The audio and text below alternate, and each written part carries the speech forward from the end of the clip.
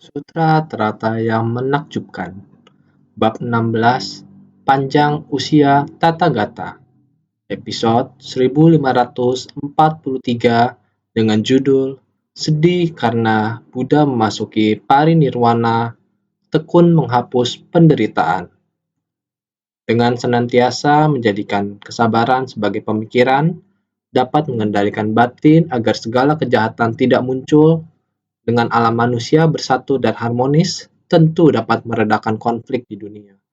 Ketika bertemu dengan penderitaan, dapat dihadapi dengan penuh kesabaran layaknya di bumi ini.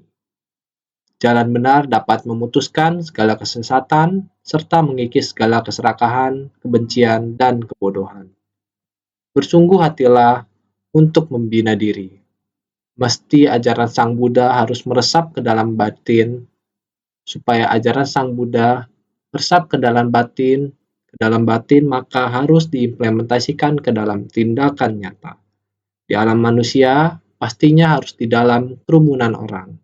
Oleh karena itu, kita belajar prinsip kebenaran ajaran Buddha adalah dimulai dari prinsip memasuki kerumunan orang, tetapi di dalam kerumunan orang, prinsip pengajaran dari Sang Buddha adalah mengharuskan kita untuk 6 paramita dan segala praktiknya.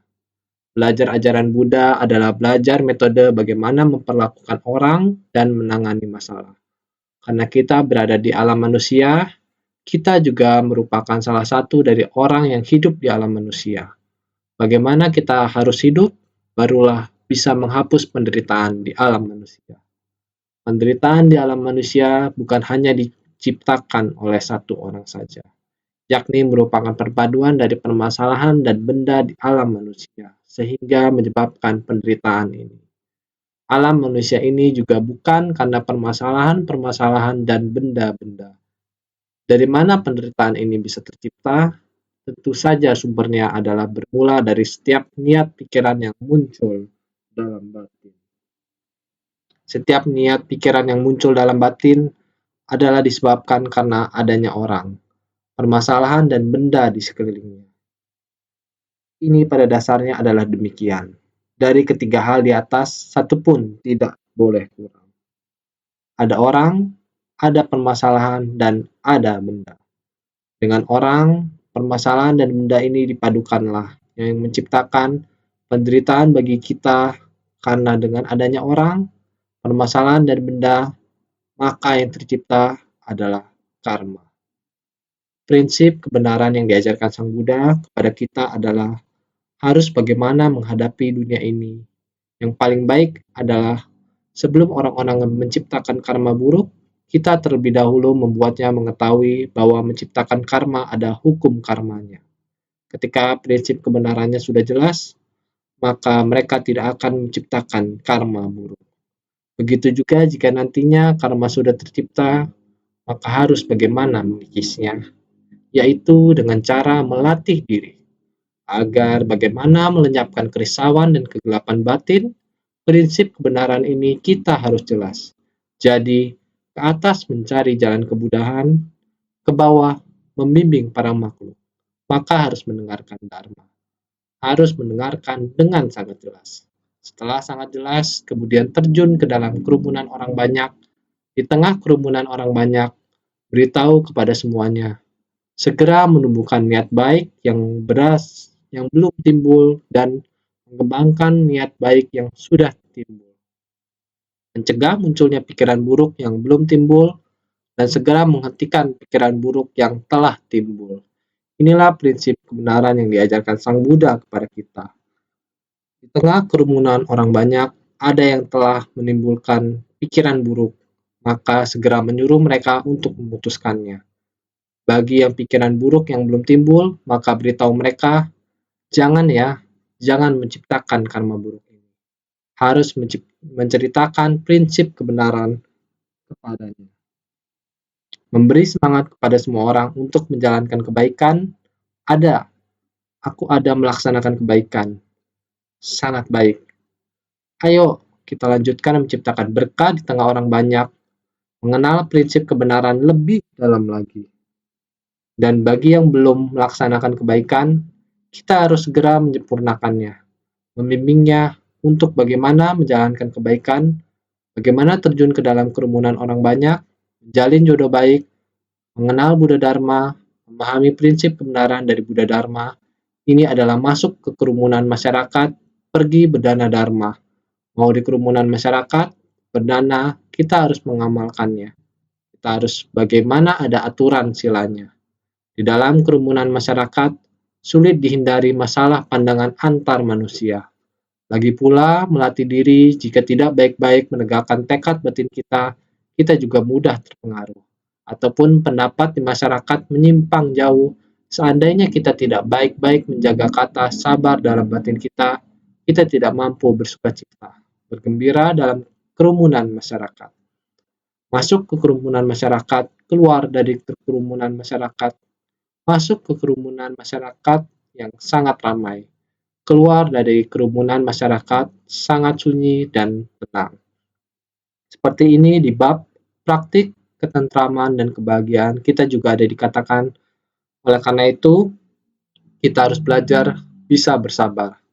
Di kerumunan masyarakat, di tempat yang sangat ramai, hati kita juga tidak terpengaruh. Dan di saat kita sendirian, kita juga tidak merasa kita sangat kesepian. Selalu menjaga sangat tenang dan damai. Hati yang bersahaja, ini ada ilmu pelatihan diri kita. Ilmu ini ada di dalam kata sabar, bagaimana kita dapat menegakkan sila, bagaimana kita belajar untuk bersabar, kita bersedia untuk berdana, jadi kita harus taat akan peraturan. Kita bersedia untuk bersumbangsi, seperti terjun ke tengah orang banyak, kita harus dapat memiliki kesabaran. Hanya dengan cara ini, kita dapat dengan tekun dan bersemangat langkah demi langkah. Pada saat kita masuk ke tengah orang banyak, batin kita tidak akan terpengaruh oleh nafsu keinginan materi. Juga tidak terpengaruh konflik satu sama lain secara alami, pikiran kita akan fokus dan kita akan mendapatkan samadhi. Kita tidak akan terpengaruh oleh sekeliling kita. Jika kita dapat melakukan ini secara alami, kebijaksanaan kita akan bertumbuh. Inilah yang disebut dengan 6 paramita dan segala praktiknya. Huruf ini, kesabaran sangat penting untuk kita. Jadi, kita harus menerapkan kesabaran dalam pikiran kita. Kesabaran terdapat di tengah-tengah 6 paramita, jadi kita harus bersabar. Kesabaran adalah tentang pola pikir kita. Kita harus mempunyai kesabaran di dalam setiap pikiran kita, maka dapat menyelaraskan pikiran sehingga segala kejahatan tidak muncul. Dengan kesabaran, kita dapat menjadi tekun dan bersemangat. Kita akan mengamalkan segala kebajikan dan tidak melakukan kejahatan apapun. Kita tidak akan melakukan perbuatan jahat, kita akan menegakkan pikiran kebaikan.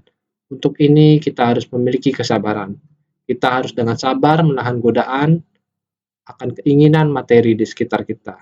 Kita harus dengan sabar menahan ancaman dari konflik satu sama lain. Jadi, kita membutuhkan huruf ini, bersabar. Sangat penting.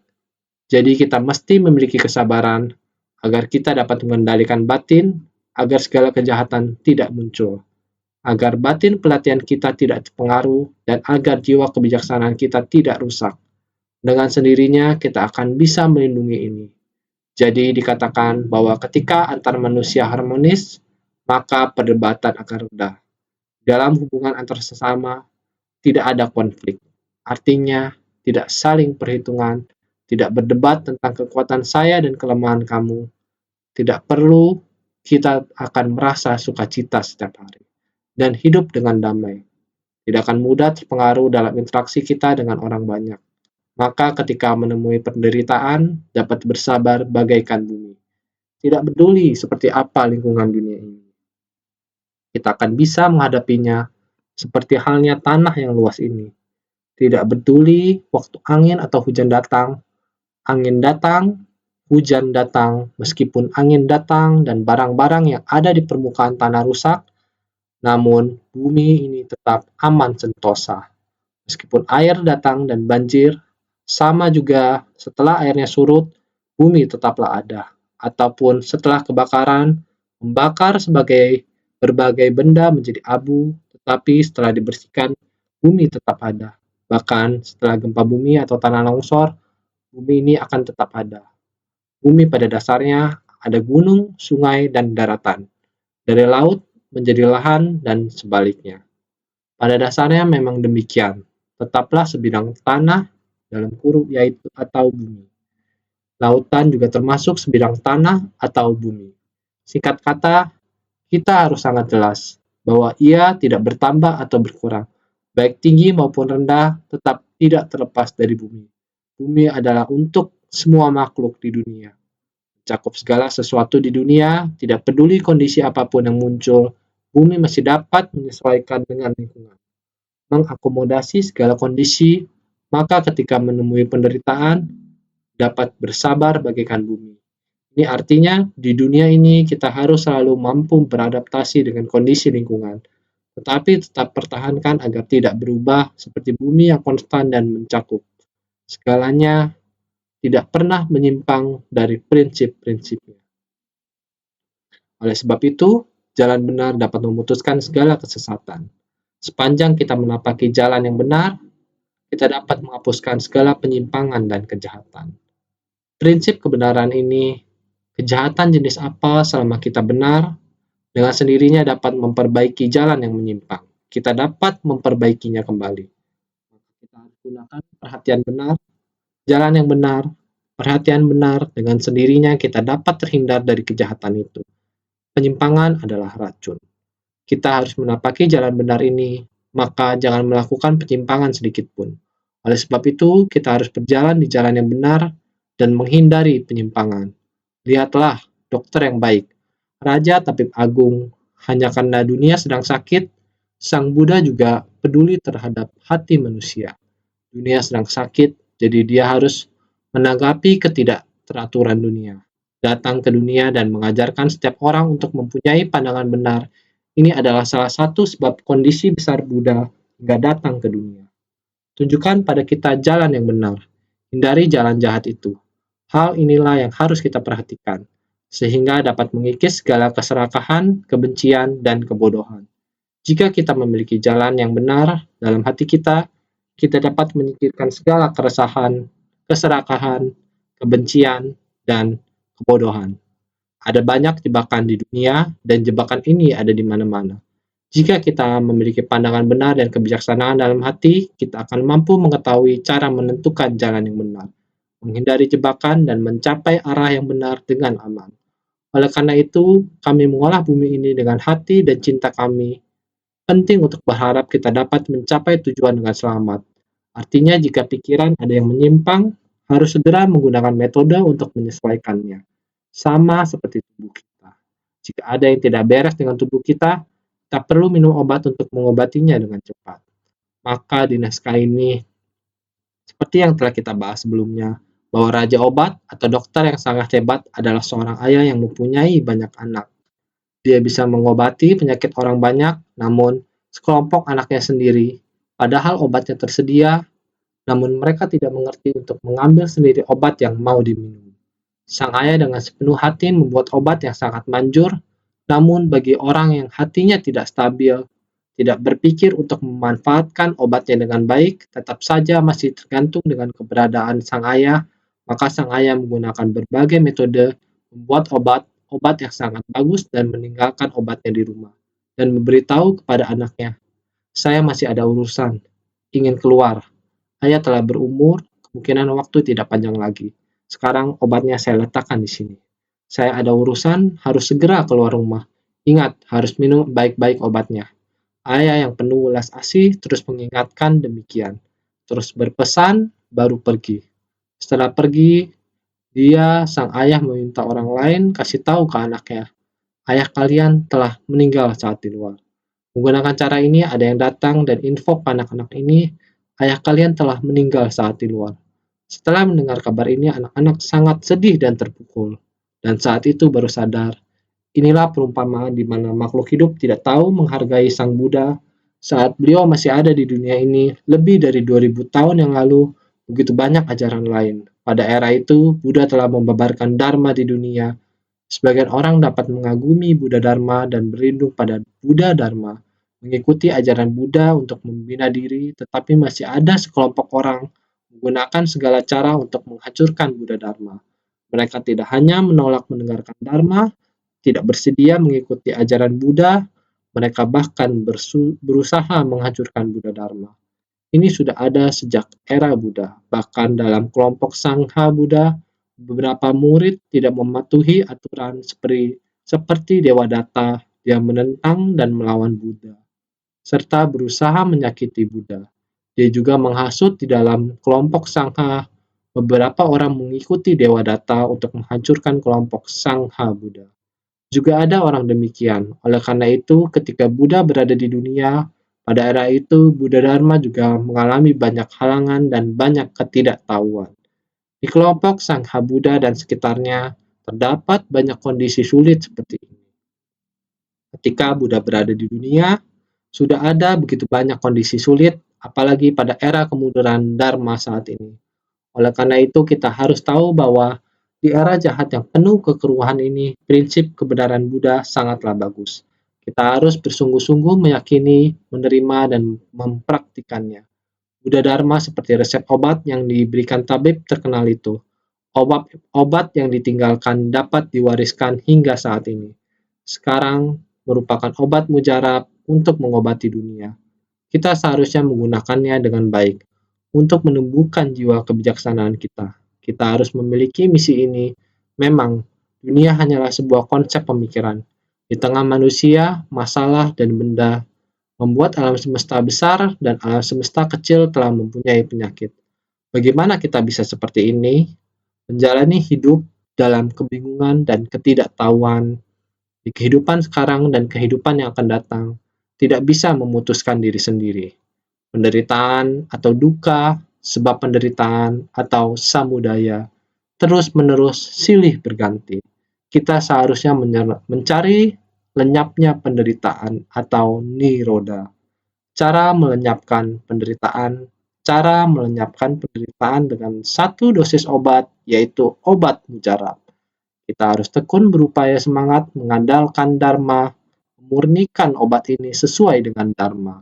Kita memiliki misi untuk mewariskan obat ini dari generasi ke generasi. Ini adalah misi kita. Jadi, bagaimana kita mengupayakan lenyapnya penderitaan? Kita harus melakukan pelatihan diri di jalan tersebut. Jika kita sendiri tidak mempraktikkannya dalam tindakan nyata, tidak menempa pemikiran dan batin kita sendiri dengan baik-baik, bagaimana kita bisa mengatasinya di tengah orang banyak, masalah, dan benda? Bagaimana kita bisa menjadi teladan untuk membimbing orang lain? Kita sendiri harus berupaya semangat, dan kesabaran.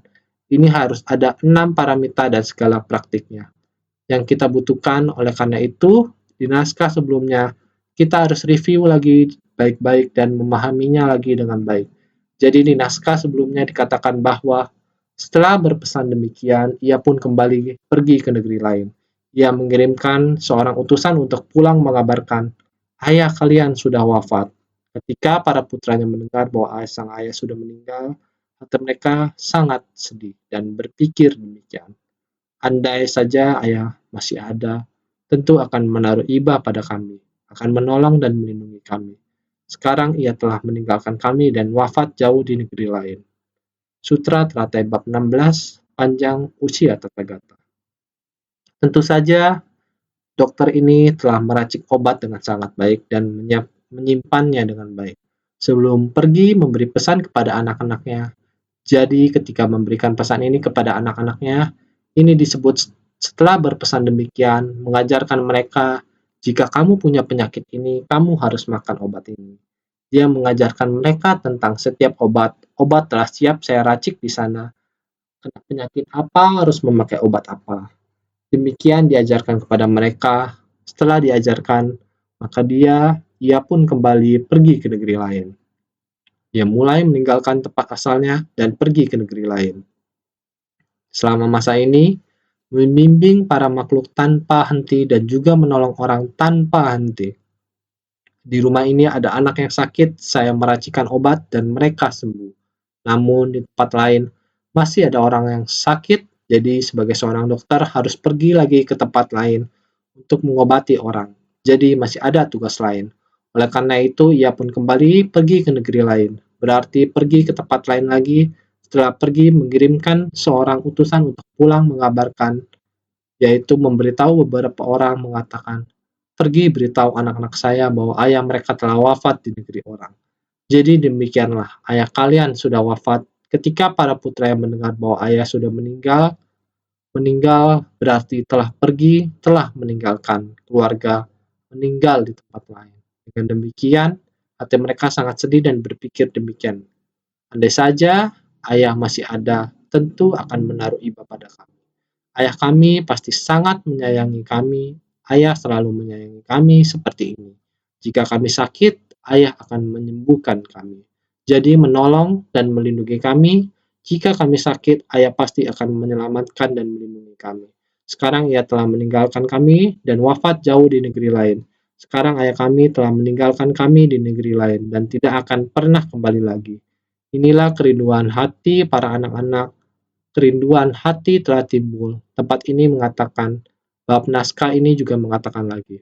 Mereka berpikir telah menjadi yatim piatu tanpa seorang pun untuk diandalkan.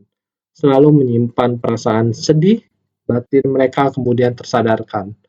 Tahu kalau obat ini memiliki warna, aroma, dan rasa yang bagus. Mereka segera meminumnya dan penyakit yang diakibatkan racun menjadi terobati sepenuhnya. Sumbernya Sutra Teratai bab 16, panjang usia Tathagata. Bab naskah ini kita harus benar-benar mengerti. Mereka mulai merindukan ayah mereka, para putra merasa sedih karena kehilangan kasih ayah. Sekarang, ayah mereka telah meninggal. Mereka tahu betapa ayah mereka sangat menyayangi mereka. Para putra merasa sedih karena kehilangan kasih ayah. Tiada lagi yang dapat diandalkan. Batin mereka kemudian tersadarkan. Teringat kembali kalau sang ayah ada meninggalkan obat bagus. Mereka lalu meminumnya dan sembuh dari penyakit. Sebagai perumpamaan, kalau para makhluk bersedih melihat Buddha memasuki parinirwana, namun masing-masing dapat menyemangati diri agar lebih berani dan tekun membina diri untuk menghapus segala derita penyakit. Hanya ketika orang sudah meninggal, mereka baru tahu cara menghargai. Anak-anak ini juga sama. Sekarang baru tahu bahwa ayahnya tidak akan kembali lagi. Hati sangat sedih, sedih karena ayah tidak akan kembali lagi. Saya telah kehilangan cinta kasih ayah selamanya. Kehilangan kasih sayang ayah, tidak ada sandaran lagi di masa depan. Tidak ada siapapun yang bisa diandalkan. Tidak ada tempat bergantung dan bersandar. Dulu ayah adalah seorang dokter yang baik, sedangkan kesehatan saya buruk. Ayah akan menyayangi dan merawat saya. Sekarang sudah tidak ada lagi. Jadi karena seperti ini, batin mereka kemudian tersadarkan. Selama ini sendiri telah tersadarkan, ayah saya begitu menyayangi saya.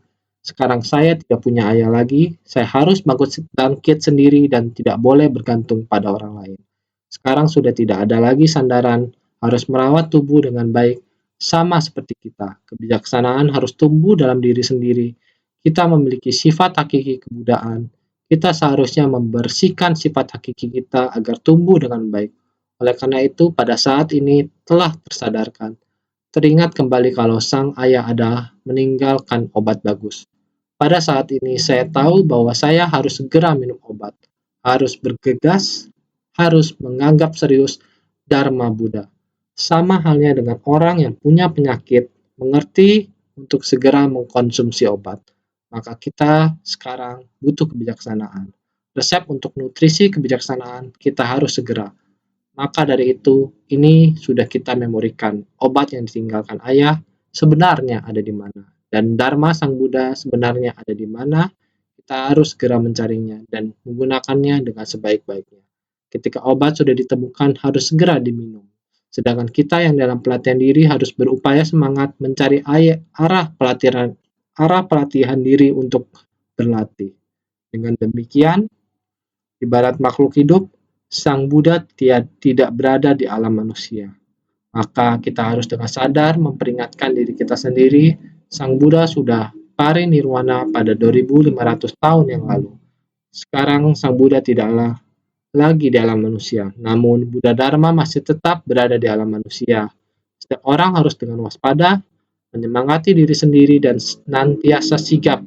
Maka dari itu, lebih berani dan tekun membina diri. Pada saat ini, jiwa kebijaksanaan diri harus dijaga oleh diri sendiri. Pelatihan diri ialah demi membuka jalan bersama. Orang pada zaman dahulu juga pernah berkata tentang ketika guru sudah memasuki pintu, maka pengikutnya juga sedang berlatih. Setiap orang harus dapat menyemangati diri sendiri, kita harus waspada diri, kita harus menjadi sumber motivasi bagi diri sendiri. Harus harus berani giat bersemangat membuat kemajuan. Kita harus berlatih dan menerima dharma dengan sebaik-baiknya dan mempraktikkan dalam tindakan nyata di tengah orang banyak. Kita harus memanfaatkan waktu kita, maka dengan sendirinya kita akan memahami penderitaan, sebab penderitaan, lenyapnya penderitaan, jalan menuju lenyapnya penderitaan. Penderitaan ada di mana kita sudah mengetahui. Kita sudah mengerti tentang penderitaan sejak lama. Kita juga mengetahui sumber dari penderitaan. Karena ada sebab penderitaan, kita terus mengakumulasi dan mengakumulasikannya. Ini karena karma yang terakumulasi dari banyak kehidupan. Dengan cara ini, tanpa kendali dan diri kita, kita membawanya ke kehidupan ini. Kita telah mengetahuinya, kita sudah memahaminya dalam kehidupan ini. Kita harus cepat-cepat gunakan dharma selama waktu yang kita miliki. Selain saat ini, yang telah lewat tidak bisa kembali. Dan yang akan datang, kita masih belum tentu tahu akan kemana. Oleh karena itu, kita harus segera memanfaatkan waktu yang kita miliki, harus kita manfaatkan secepatnya. Sehingga kita harus segera bekerja memberantas penyakit, penderitaan, segala neraka batin kita hapus sekarang. Dan dharma harus segera digunakan, harus bergegas memegangnya dengan teguh. Kita harus sering mengatakan mendapat satu kebaikan, harus memegangnya dengan teguh. Ketika kita mendengar hal yang baik ini dan ajaran praktis hari ini, ketika kita mendengarnya hari ini, maka hari ini harus segera kita terapkan di tengah orang banyak. Inilah cara kita menjadikan dharma sebagai milik kita, dan kita hendaknya menggunakannya atau mempraktikannya. Saat orang lain baik terhadap diri sendiri, mengajari kita dharma apa, ini adalah ajaran mereka. Saat orang lain mendengarkan ajaran baik, maka mereka akan menggunakannya untuk diri mereka sendiri, untuk membantu orang lain. Oleh karena itu, kita hendaknya menggunakan atau mempraktikkan dharma untuk diri sendiri. Inilah ajaran kebenaran. Buddha membebarkan dharma ini untuk kita dengarkan, untuk kita gunakan atau praktikkan di dalam diri kita sendiri. Oleh karena itu, kita hendaknya selalu penuh semangat atau bersungguh-sungguh. Oleh karena itu, mereka berpikir telah menjadi yatim piatu, tanpa seorang pun untuk diandalkan. Berpikir sendiri kalau jasmani dan batin tiada lagi tempat berlindung. Jadi anak yatim piatu yang tiada sandaran dan tiada orang membantu. Dikarenakan ayah pengasuh telah wafat, tiada seorang pun lagi dapat diandalkan. Ini berarti berpikir sendiri. Ayah kita sudah tiada, oleh karena itu kita sendiri tidak memiliki tempat untuk berlindung lagi. Sang Buddha telah meninggalkan dunia, namun Buddha Dharma tinggal di dunia. Lalu kepada siapakah kita harus berlindung? Buddha pun sudah tidak tinggal di dunia untuk melindungi kita. Oleh karena itu, kita benar-benar sendirian. Namun kita hendaknya menggenggam dharma yang ada di samping kita dengan sebaik-baiknya. Apabila tidak, kita akan selalu sendirian. Tiada orang yang melindungi dan membantu. Apabila kita tidak menggunakan atau mempraktikkan dharma untuk diri sendiri, sekitar atau sekeliling kita hanyalah sebuah ilusi kehidupan. Jiwa kebijaksanaan kita, ada apa lagi untuk menemani kita? Lingkungan sekitar dalam kehidupan, jika kita tidak berhati-hati, kemungkinan kita akan menciptakan karma buruk. Hanya dengan jiwa kebijaksanaan kita, ada berapa banyak yang benar-benar dapat membantu jiwa kebijaksanaan kita. Jika kita tidak sungguh-sungguh menerima Buddha Dharma, bagaimana kita bisa mengembangkan jiwa bijaksana kita? Jiwa kebijaksanaan kita akan benar-benar terlantar dan kesepian. Kita harus bersungguh-sungguh menerima dan mempraktikkan Dharma. Mengambil semua ajaran yang ditinggalkan oleh Buddha, Sang Buddha sudah tidak ada lagi di dunia.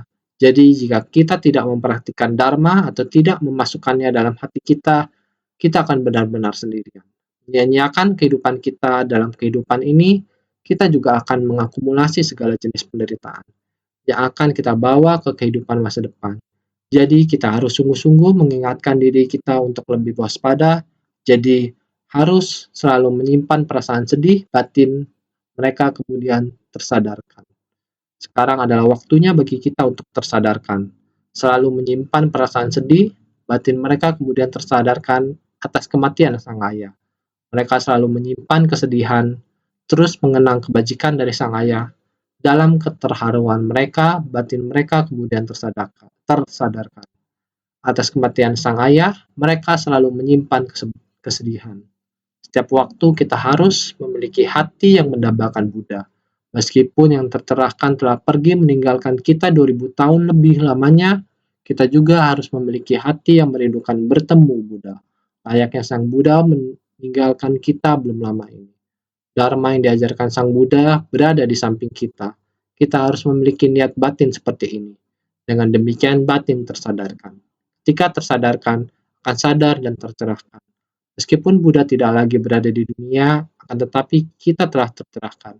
Seharusnya diterima dan pergunakan dengan sebaik mungkin. Jadi, tahu kalau obat ini memiliki warna, aroma, dan rasa yang bagus, mereka segera meminumnya dan penyakit yang diakibatkan racun menjadi terobati sepenuhnya.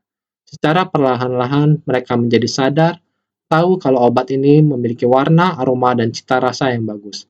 Sebagai perumpamaan, betapa menakjubkannya ajaran Buddha dan dalamnya prinsip kebenaran. Sekiranya dapat mengamalkan sesuai ajaran, maka akan mampu mengikis habis segala noda batin. Mereka segera meminumnya dan penyakit beracun mereka terobati seluruhnya. Setelah mengetahui, perlahan-lahan akan mengetahui obat ini sempurna dalam warna, aroma, dan rasa, seharusnya kita meminumnya dengan penuh sukacita. Ini merupakan sebuah perumpamaan Buddha Dharma yang menakjubkan dan prinsip yang sangat mendalam. Sekiranya dapat mengamalkan sesuai ajaran, maka akan mampu mengikis habis segala noda batin. Seluruh kerisauan batin yang tercipta dari karma mampu dihapuskan selama kita mengamalkannya sesuai ajaran. Kita memasuki kerumunan orang, tidak menerima kekacauan dari kerumunan orang, tidak menerima delusi dari material yang kita miliki. Secara alami kita menghapuskan kerisauan batin, tidak menambah karma buruk, tetapi sebaliknya, menghapuskan karma buruk. Oleh karena itu, mereka segera meminumnya dan penyakit beracun mereka terobati seluruhnya.